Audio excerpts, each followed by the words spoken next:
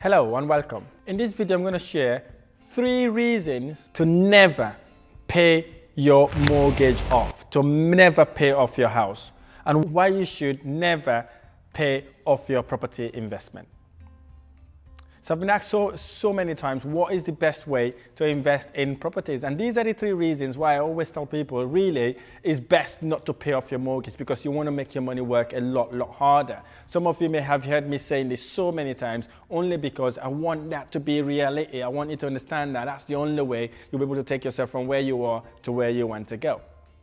Before we get going, my name is Rahim. I'm a property investor. I started my property investment journey from zero to building a multi-million pound property investment portfolio. So I started really humbly by working hard and obviously surrounding myself with successful people to be able to take me where I am today. So I know exactly what I'm talking about, and I really know what you need to do to actually take your property investment journey to the next level. And what I'm sharing here with you is what I do currently in my property investment, and this is what I've been doing since I've started my property investment journey. Before we get going, and again, if you like this video or any of my videos, don't forget to subscribe to my YouTube channel and obviously share these videos to friends and family so that they can take advantage of the education that we are providing. And again, this is the way we'll be able to reach as many people as we could possibly can. The 3 reasons why you should never pay off your debt. The number 1 reason, basically, if you got a property, you bought a buy-to-let property, right? If you literally take it, if you don't take it on a repayment mortgage and you do it interest only, it's a tax benefit for you. So what that means, basically, you have a tax break. So what that means, basically, if you bought the property in a company name, you're able to deduct the interest as an expense, right? You can deduct the interest as an expense, and then obviously that then ultimately allow you to get a bit of more money. And again, if you're doing a repayment mortgage, i.e. trying to pay your mortgage off, basically what that means, basically, you are going to be taxed by the government on the additional repayment amount that you are actually using to actually pay down your mortgage. Okay, so before I get to the second point, we've been told that basically buy a property, invest in property, pay it off the quickest way you could possibly can. I know that is old school, boring way of investment, right? That's what I've been told at school, that's what I've been told at university, and that's what our parents have been doing. So they thought that is the best form of investment, but really it is not. It is not the best form of investment. The best form of investment is to make use of the money you have and to ensure it works a lot harder for you. Okay, so basically getting a property, the number 1 reason why I advise you not to actually do it is basically with investment property. If you take it on an interest only basis, it is tax deductible. You can deduct that as a cost from your investment. And again, that's a massive benefit to you, and you don't have to pay tax on that as well. The second reason why you should actually not pay your mortgage off or your house off is basically you could be making higher return elsewhere, right? Suppose you've got a property, you bought it, and then obviously you're paying an additional £200 or maybe £300 monthly basis to pay down the mortgage. So if you could use that property, if you can use that investment elsewhere, maybe saving that money up to buy another property that will generate you maybe about, let's say, 25% return on your investment, and the interest you would have gained is about 3%. So again, you'll be making 22% return on your investment. Again, you can make your money work a lot harder instead of actually paying down the mortgage and then getting all that money tied in instead of investing it. But the third reason, which is really why I'm here today to actually explain to you, is one of the best reasons why you should never pay your mortgage off. Well, I'm not going to use the word never, but for foreseeable future, you should not pay your mortgage down. So that's the reason why I want to share that with you in this whiteboard here, so you can see exactly what the benefit is to actually getting an interest-only mortgage instead of repayment mortgage that allows you to pay your debt down. You don't want that. You want interest-only mortgage so that you'll be able to use the additional income to actually get you to where you want to go. So let's get to the example so you can see what the third reason is. Basically, the third reason is literally using the equity in your property. using the equity in your property. So if you buy a property on an interest-only mortgage, suppose you bought the property for £100,000, you've got a 75% loan on it, which is £75,000. You'd only have to pay the interest, and that £75,000 would be a debt for literally allowing you to buy that property. So you're not paying towards that property. So let me now jump on the board so I can explain to you exactly what are the benefits of actually doing that. So as I was saying just now, you're able to actually take out equity in that property, so which would allow you to be able to invest back basically. Let's say you bought a property a few years ago for £100,000, okay? You bought a 3-bedroom house for £100,000 somewhere in the north of England or somewhere in South Wales. So with that property you bought a few years ago, you literally had a interest-only property, and obviously your mortgage in that property was 75k. Okay, so 75k is what the bank lend you to allow you to be able to get that money to buy that property.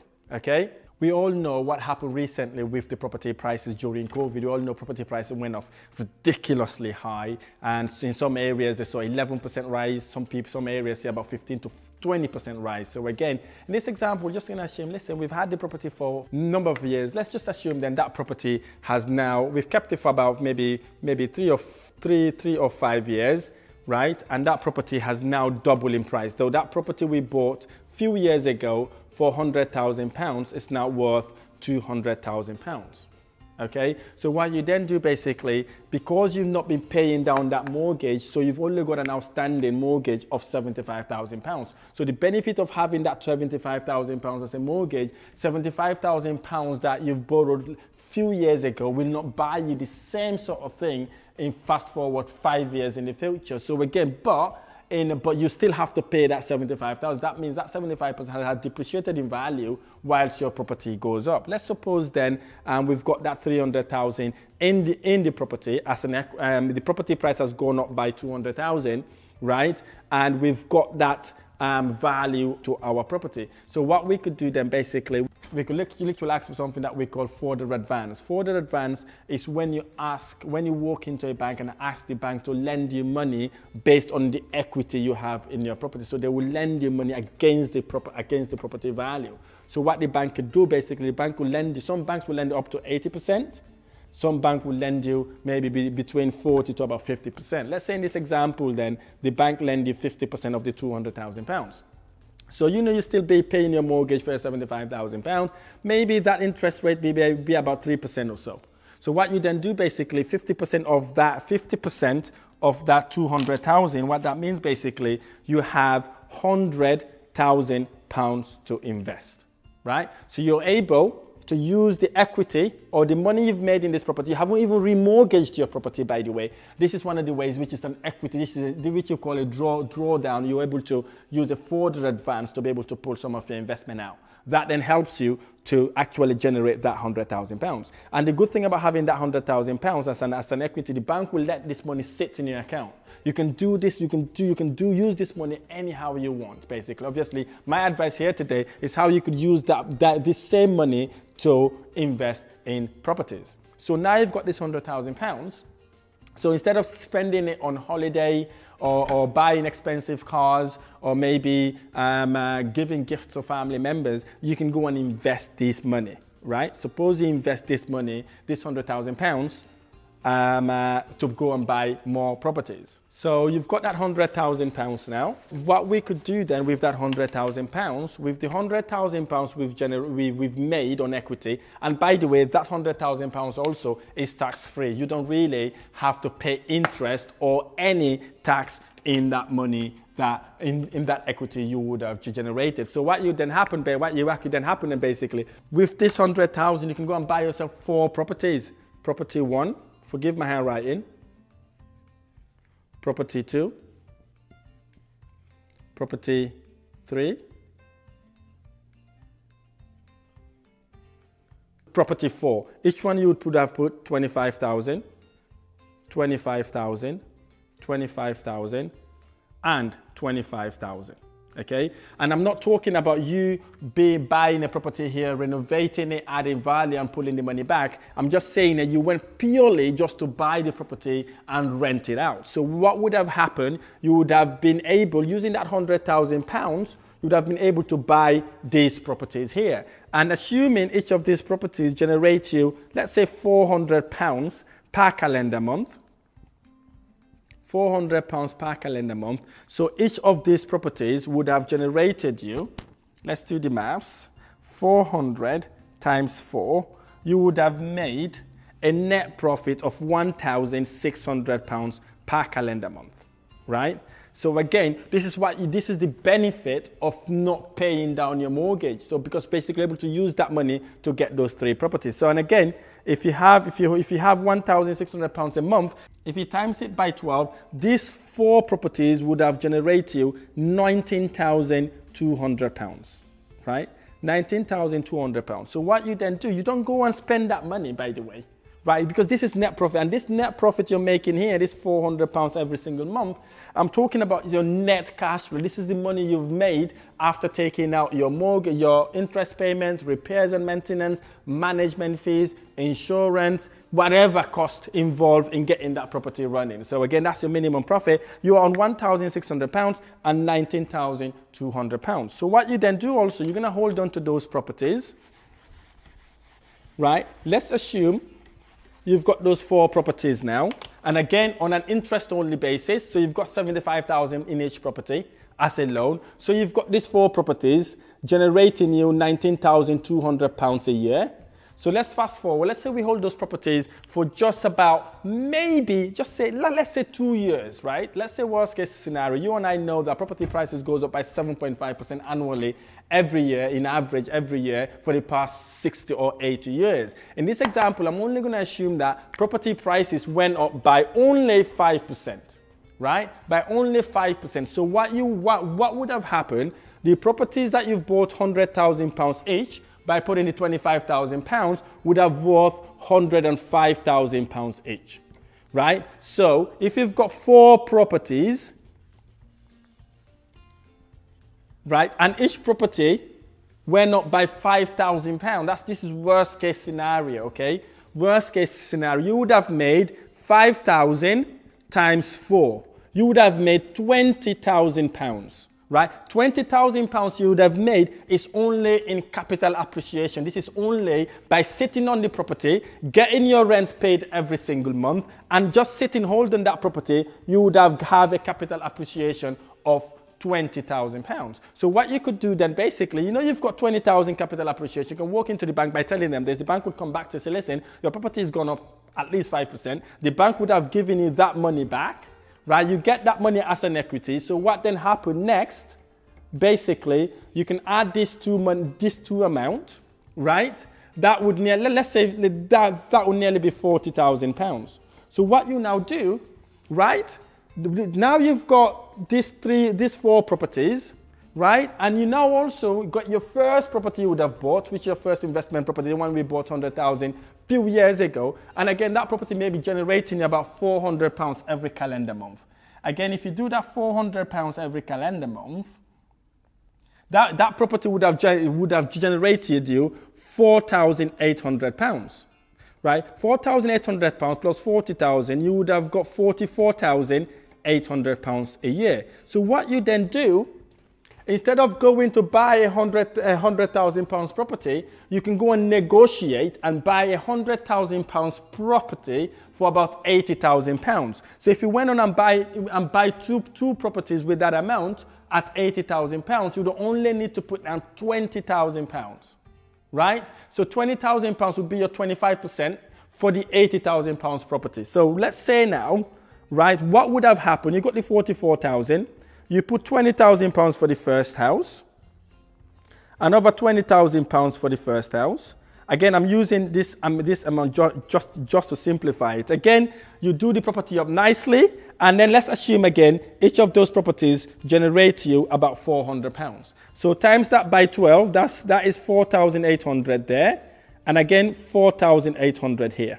Okay, so now this is where the magic happens. Okay, you have 4,800 for each of these properties, And again, these 4 properties you would have bought here, we know would have generated us £20,000. Again, not capital appreciation. So what you could do, if you say 4,800 times the 2 new properties, that's 9,600. Assuming again, we only made £400. Again, I'm not talking about rent going up or down. I'm talking about, well, rent never goes down. I'm not talking about rent going up here. I'm just talking about you had the same £400 every single month last couple of years as well when you remortgage. So what would have happened basically if you add that 20,000,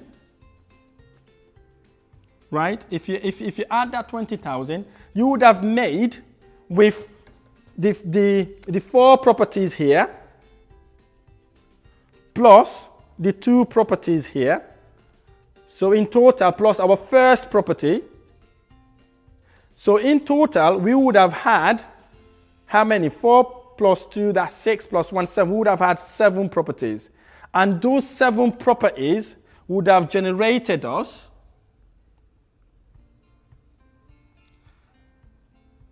the 4 properties. Let's say then we've got the 4 property here, 20,000. We've got the 2 properties here as well, 4,800 each. Another property, 4,800. And our first property, 4,800. So what you do, I use my calculator because I don't want to get the figures wrong. 4,800 times these 2 properties plus the first one times 3. That's 14,400 for the 3 properties. Plus the 20,000 we would have made on the 4 properties a year. Basically, those 7 properties here, the 7 properties there, would have generated us 34,400, right? 34,400 in 7 properties. And I'm not talking about service accommodation here. I'm not talking about holiday let. I'm only talking purely of you renting the property out as a family let, okay? So again, you've got that 34,000 here. Let's put that 34,000 here. Let's now look at the debt and the income we had, okay? Let's say we had 34,400 here. Okay, that's how much the properties will be generating us every single month. So we would have had 7 properties, right? Out of those 7 properties, the first property, we know it was worth 200,000. 200,000, right? The second thing we did, we were able to buy 4 properties. Initially, those properties were worth 100,000 because we sat on that those properties. They were then revalued a couple of years later for about £105,000 each. So if you times that by 4 properties, 105,000 times 4 properties, that would have given us a property worth £420,000. So this property, those 4 properties would have worth 420,000, 4 prop, right? 1 prop. This is the first property.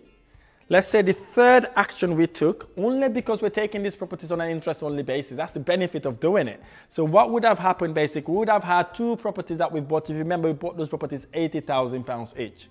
So 80 times 80, that's about £160,000.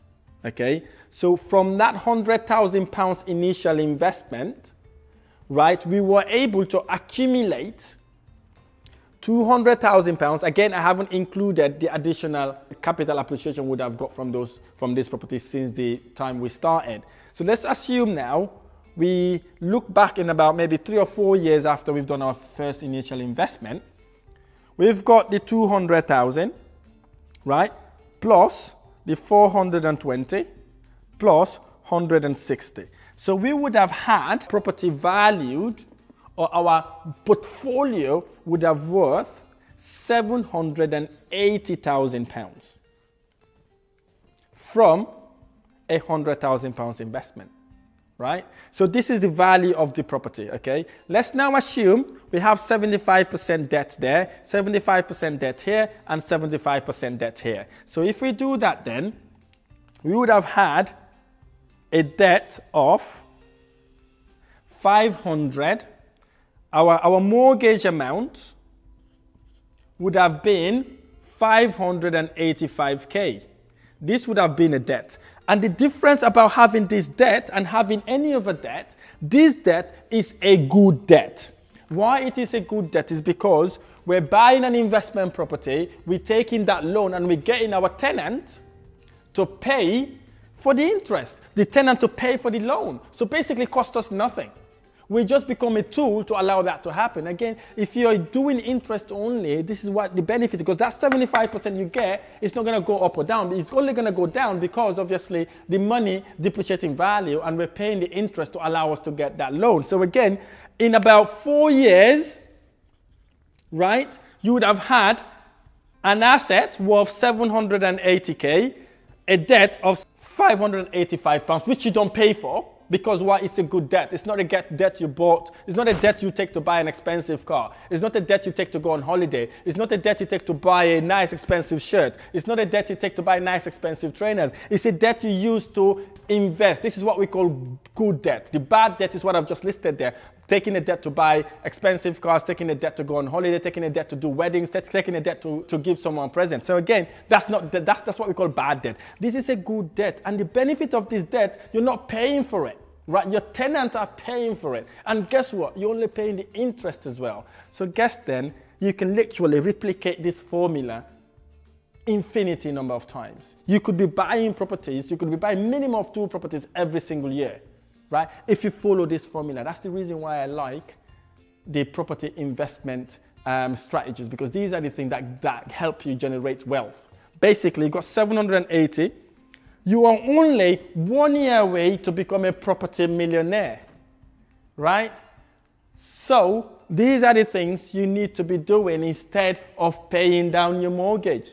You should be thinking about how you could make your money work a lot harder for you instead of pouring it in whilst you're depreciating value, right? You could be using this strategy, right? You get the first property, do a further advance if you don't want to do a mortgage, pull that money out, go and buy yourself 4 properties, and then after you buy those 4 properties, you pull some of that money out, go and buy yourself 2 more properties, and then you can rinse and repeat that process every year or every couple of years. So you've got 780,000 worth of properties, and you've got £34,000 every year getting paid into your account without doing absolutely nothing. That's what we call you make your money work a lot harder for you, and what I call the money work for you instead of you working for the money. So if you want a situation to change, these are the sort of things you could be thinking about. You should be thinking about, not even thinking about, you should be doing. Right? You may have a property right now. It could be a residential home. It could be a rented property. Have you thought about doing this? Have you thought about doing a further advance on it? Have you actually think about maybe instead of doing a repayment mortgage, can you switch that into an interest only?